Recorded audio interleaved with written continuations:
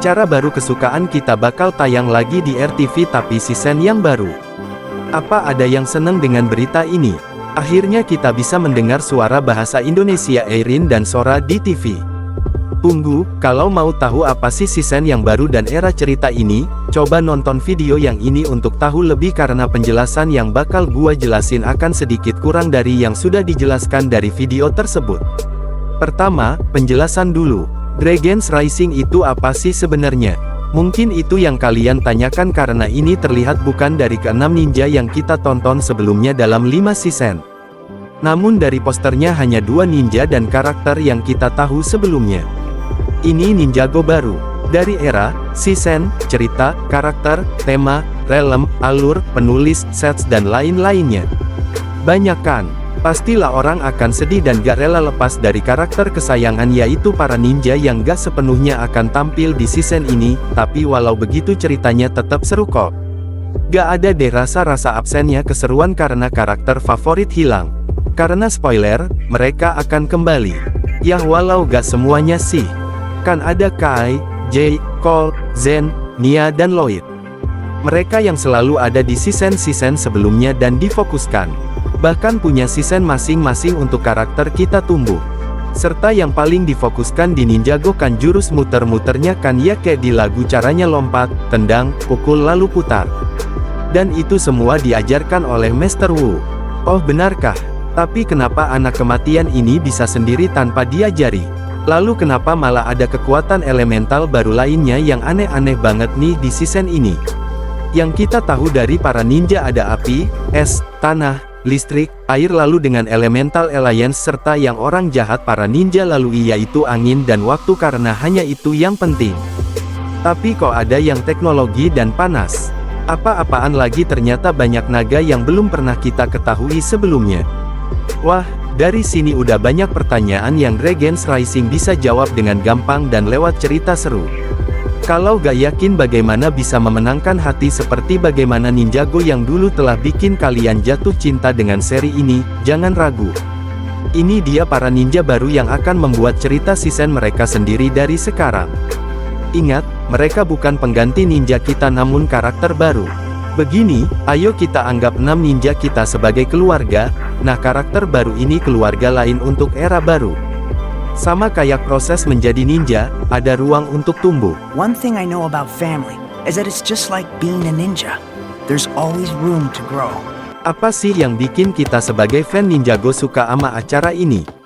Apa dari penulisan cerita, karakter yang gampang disukai dan favorit, punya konsep cerita menarik, nostalgia dulu pernah nonton di Cartoon Network, karakter development, komedi yang mereka punya. Itu kan yang bikin judul Ninjago besar untuk ditonton terus, tapi bagaimana dengan cara yang baru? Apa akan berbeda dengan hal yang kita sukai? Masuk ke bagian kedua, membahas isi atau alur cerita. Ini pembukaan yang bagus. Mungkin beberapa ada yang gak ngerti alur cerita yang dibawakan atau alurnya susah karena masih ada yang belum menonton era Wild film Ninjago sebab Dragon's Rising ini punya elemen yang diambil dari season dulu sebelum Wild Brain. Jadi gua di sini datang buat jelasin apa aja ke elu biar sama-sama ngerti. Ya alasan besarnya karena gua emang channel bahas-bahas sih. Yang dipentingkan di season ini yaitu naga, udah kelihatan di judul. Tapi apa aja sih naga di Ninjago? Kan ada kita lihat di season 4 yaitu Elemental Dragon, di season 0 ada Wali Senjata, season 6 ada Fusion Dragon, season 7 ada Fire dan Water Dragon, season 8 hilang gak jelas, season 9 juga ternyata ada naga dari Realm Oni and Dragon. Serta lain-lain. Udah ada gambarannya kan? Naga itu bukan cuma ada karena elemental namun ada di Realm Ninjago dan realm lainnya. Tapi bagaimana kalau gua kasih tahu para naga ini diburu dan kerajaan yang memburu naga itu menyebabkan penggabungan realm untuk bisa memburu naga lainnya? Kasihan, bukan? Tapi itulah yang terjadi di Ninjago Dragon's Rising. Ratu Beatrix menangkap para naga untuknya agar peradaban atau kota Imperium ini terus punya tenaga listrik yang bersumber dari tenaga naga. I have a headache. It might be a tumor. You little shit, it's not a tumor, okay? I'm gonna strangle your parents, okay? That's what's gonna happen to them. I'm gonna put my hands around their neck and strangle them. Kita lari lagi ke part ketiga, gua bakal jelasin siapa aja karakter yang bakal meraih ke favorit top atas kita. Mulai dari mana ya? dari Eirin dulu deh. Eirin terkena bencana penggabungan Realm. Walau sudah diselamatkan oleh para ninja, dia tetap saja tersesat di ketidaktahuan. Ia terjauhkan dari orang tuanya dalam bencana dan terpisah. Lalu sejak itu dia pun berpikir ingin menolong orang-orang yang butuh bantuan seperti dulu dia ingin sekali dapat bantuan, karena itu dia ingin menjadi ninja seperti pahlawannya. Sedih, Eirin ini orangnya baik banget. Manis kan? Kayak kue pai. Eirin ini juga suka bikin pie loh, selain bertarung kan bisa aja gitu punya keahlian lain. Kalau Cole bisa suka berat dengan kue coklat, kenapa Eirin enggak? Ultimate Perang Ship, Cole X kue coklat, atau Eirin X kue pie? Tahulah jawabannya siapa yang menang. Karakter Eirin ini mirip sekali dengan dulu Lloyd pas lagi latihan sebelum menjadi ninja sungguhan. Kayak bocil banget, terus juga kurang bagus gerakannya. Dan dia ingin sekali belajar gerakan dari master dia. Logikanya si Lloyd di Dragon's Rising belum jadi master tapi guru, ya dulu juga Lloyd panggil Wu sebagai sensei dan bukan master. Dulu juga Lloyd kan orang tuanya terpisahkan karena Garmadon menjadi Oni dan pergi ke Realm Madness juga. Jadi Garmadon dan Misako jarang menemui Lloyd. Lloyd juga pasti kesepian makanya ia juga mencari temuan keluarga baru. Akhirnya Lloyd bertemu dengan para ninja dan menganggapnya sebagai keluarga dia. Bedanya Eirin sama Lloyd kecil adalah Eirin ini gak bermulai dari bocil kematian jahat yang bikin masalah. Gak bandel banget kayak dulu Lloyd tuh ya ampun. Nih bocah bikin ribet para ninja mulu dulu gila. Sekarang bahas deh tentang sahabatnya, si Sora. Sora karakternya Sorai. Ia senang akan perpisahan yang ia lalui saat bencana penggabungan Realm. Sangat berbeda dengan yang dirasakan Eirin ini, karena cerita karakter dia gak kalah sedihnya. Karena gua gak mau spoiler kenapa gua anggap sedih dan itu alur cerita utama bagi season pertama ini, kita kabur aja dengan deskripsi karakter ini yuk. Sora, di Jepang artinya langit namun di bahasa Imperium artinya yatim piatu. Dengan ini kita tahu di beberapa realm ada bahasa yang berbeda. Ninjago berbahasa Ninjargon kuno dan Ninjargon kini sama seperti Imperium yang berbahasa Imperium kuno dan Imperium kini. Sistem di Imperium sangat keren, canggih dan kuat. Tapi entah kenapa di episode pertama dikasih tahu oleh Sora sendiri dia kabur dari kota itu dan ia membenci Imperium.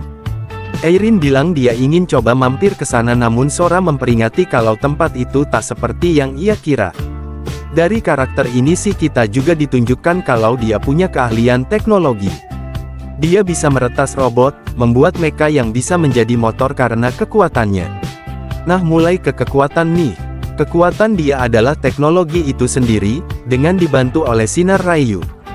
Dia diberi kekuatan tambahan semacam dorongan lah untuk menggunakan kekuatannya jadi terlihat mahir padahal dia tak bisa sama sekali menggunakannya dengan diri sendiri tapi bantuan Raiyu.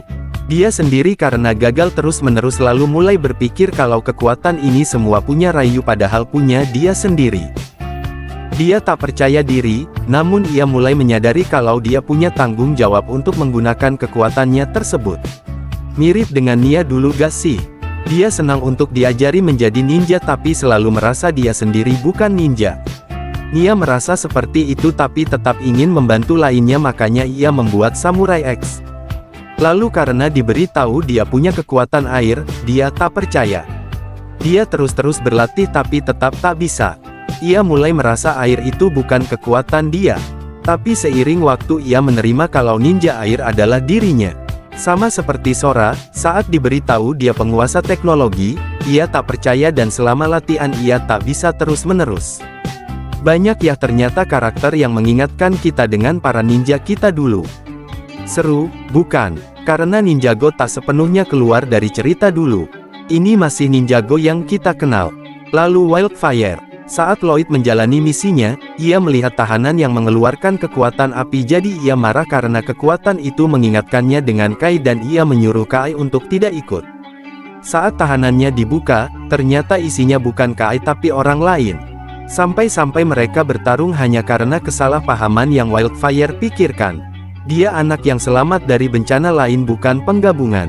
Dia muncul dari sebuah robot pengasuh yang selalu memberi dia modul pembelajaran jadi dia tahu bahasa yang manusia lainnya katakan. Wildfire adalah anak yang diasuh dari robot itu dan seekor naga yang bernama Heatwave. Makanya dia terlihat kayak liar gitu kan. Sangat feral. Dia ini kekuatannya memang benar mirip Kai. Tapi yang membedakan kekuatannya Wildfire dan Kai adalah dia penguasa elemental heat, seperti yang gua jelaskan di video yang ini, jangan lupa dicek. It's a weird fucking tone, man. That's just the way he sounds. He has an asshole voice. Joe, tell him he's okay. Everything is great. Dude.